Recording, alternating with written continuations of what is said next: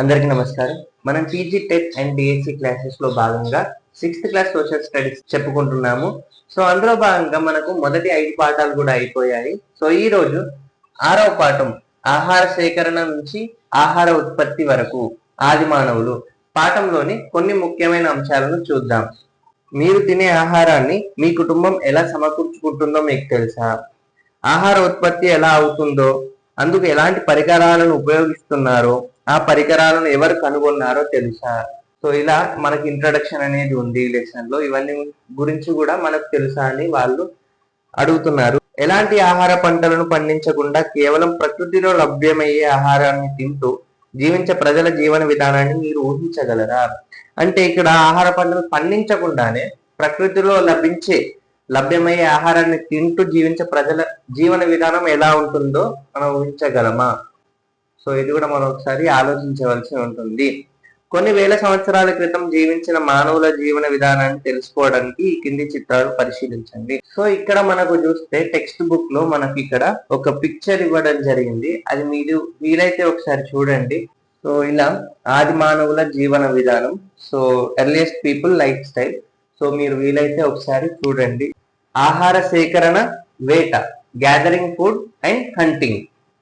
కొన్ని వేల సంవత్సరాల క్రితం మానవులు అడవులలో ప్రకృతి సిద్ధంగా దొరికే ఫలాలు, పుష్పాలు, తేనె, గింజలు, దుంపలు, వేర్లను సేకరించేవారు. అంటే కొన్ని వేల సంవత్సరాల క్రితం మానవులు అడవిలో ప్రకృతి సిద్ధంగా దొరికే ఫలాలు, పుష్పాలు, తేనె, గింజలు, దుంపలు, అలాగే వేర్లు, వీటిని సేకరించేవారు. వాటితో పాటు పక్షులను, జంతువులను వేటాడుతూ జీవనాన్ని గడిపేవారు. సో వీటితో పాటు పక్షులను అలాగే జంతువులను అలాగే జంతువులను వేటాడుతూ జీవనాన్ని గడిపేవారు. వారికి పంటలను పండించడం, జంతువులను మచ్చిక చేసుకోవడం తెలియదు. పంటలను పండించడం గాని అలాగే జంతువులను మచ్చిక చేసుకోవడం గాని వాళ్ళకు తెలియదు. మిమ్మల్ని అడవికి పంపితే అక్కడ తినదగిన ఆహారం ఏమి లభిస్తుందో కనుక్కోగలరా? ఆ విషయం తెలియాలంటే ఏ ఫలాలు తినవచ్చో, అవి ఏ కాలంలో పండుతాయో మీకు తెలిసి ఉండాలి. సో మనం అడవికి పంపితే గనక అక్కడ తినదగిన ఆహారం ఏమి లభిస్తుందో కనుక్కోగలరా అంటే మనకు మెయిన్ గా అక్కడ ఏ ఫలాలు తినవచ్చో కూడా తెలియాలి, అలాగే ఏ కాలంలో అవి పండుతాయో కూడా మనకు తెలియాలి. వాటిని ఎలా తినాలి? పచ్చిగా తినాలా, ఉడికించి తినాలా, నూరి తినాలా, మరికొన్ని పదార్థాలతో కలిపి రుబ్బి తినాలా, నీటిలో నానబెట్టి తినాలా అనే విషయాలను మీరు తెలుసుకోవాలి. సో ఇవన్నీ కూడా మనకు తెలుసుకోవాలి. వేటాడడానికి ఆ ప్రాంతంలో సంచరించే జంతువుల అలవాట్లు, జీవన విధానం గురించి వేటగాళ్ళు తెలుసుకునేవాళ్ళు. సో వేటగాళ్ళు వేటాడడానికి ఆ ప్రాంతంలో సంచరించే జంతువుల అలవాట్లు అలాగే జీవన విధానం, వేటాడడానికి ఆ ప్రాంతంలో సంచరించే జంతువుల అలవాట్లు అలాగే జీవన విధానం గురించి వేటగాళ్ళు తెలుసుకునేవాళ్ళు. నీటి కొరకు జంతువులు ఏ ప్రాంతానికి వస్తున్నాయో గమనించేవారు. అవి ప్రమాదకరమైనవా కావా, వాటి శరీర భాగాల ఉపయోగాలు తెలుసుకునేవారు. సో ఇవన్నీ కూడా వాళ్ళు తెలుసుకునేవారు. ఆది మానవులు ఈ విషయాలను వారి పూర్వీకుల ద్వారా తెలుసుకొని తమ సంతతికి తెలియజేసేవారు.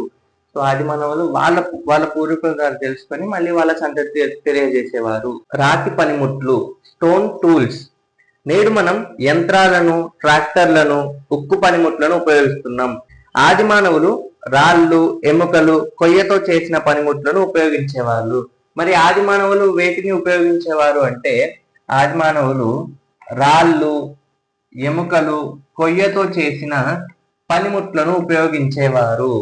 పెద్ద రాళ్లను జాగ్రత్తగా వేరొక రాయితో కొట్టి నునుపుగా, పదునుగా చేసి పనిముట్లు తయారు చేసుకునేవారు.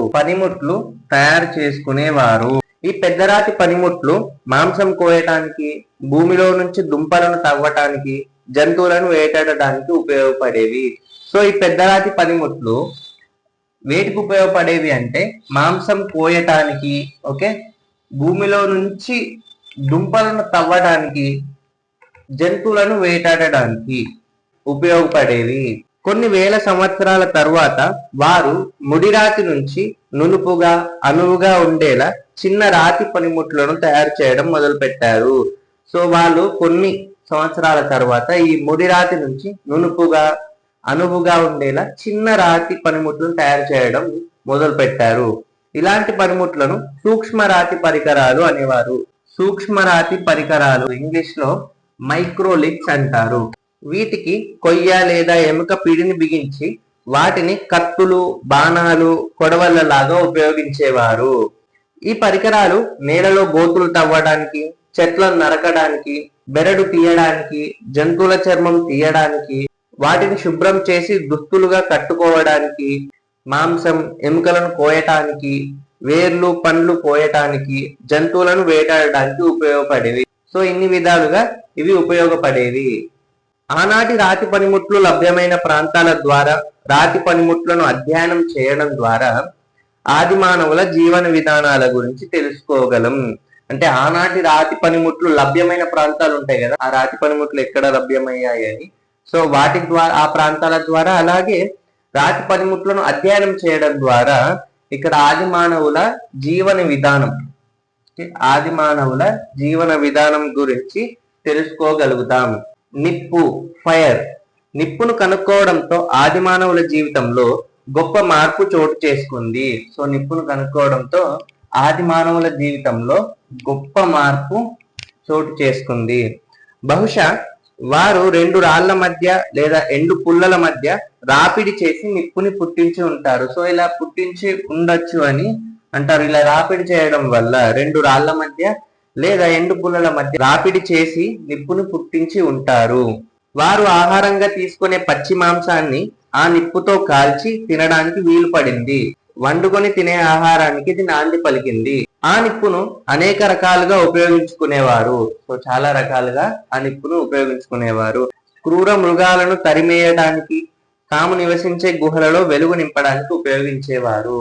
ఓకే, క్రూర మృగాలను తరిమేయటానికి, అలాగే తాము నివసించే గుహలలో వెలుగు నింపడానికి ఉపయోగించేవారు.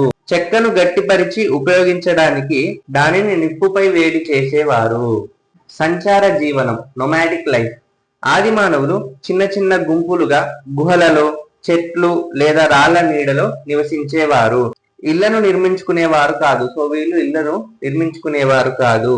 ఒక ప్రాంతం నుంచి మరొక ప్రాంతానికి పోతూ సంచార జీవనం గడిపేవారు. సో వీళ్ళు ఒక ప్రాంతం నుంచి మరొక ప్రాంతానికి పోతూ సంచార జీవనం గడిపేవారు.